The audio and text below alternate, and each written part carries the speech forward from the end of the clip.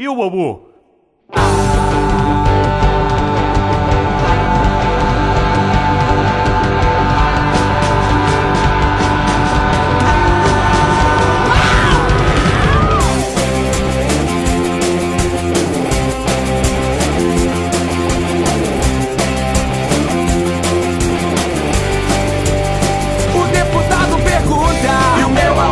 A sua sogra pergunta, e o casamento? O empresário pergunta, e o crescimento? O policial pergunta, e o documento? O cientista pergunta, e o fundamento? O religioso pergunta, e o sentimento? O ansioso pergunta, e o momento? O filósofo pergunta, e o pensamento? Ninguém tem a resposta pra tanta dúvida junta.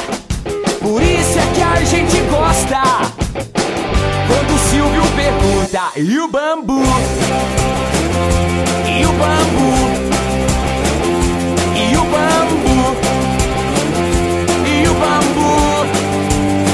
O deputado pergunta: e o momento? A sua sogra pergunta: e o sentimento? O empresário pergunta: e o documento? O policial pergunta: e o meu aumento? O cientista pergunta: e o pensamento? O religioso pergunta: e o crescimento? O ansioso pergunta: e o casamento? O filósofo pergunta: e o fundamento? Esse é um mundo complexo, é tanta dúvida junta. Ao menos uma tem nexo. É quando o Silvio pergunta: e o bambu? E o bambu?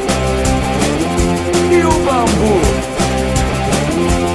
E o bambu?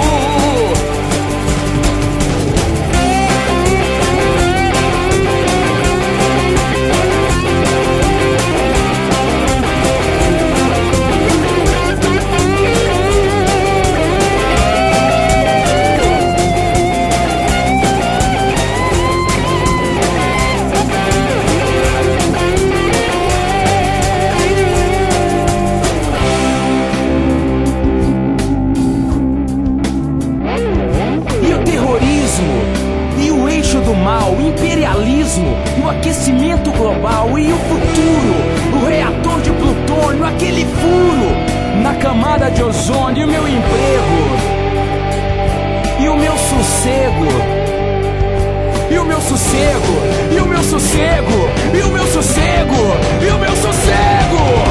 Mundo estranho esse nosso, ninguém tem muita clareza. Mas uma dúvida eu posso responder com certeza: e o bambu?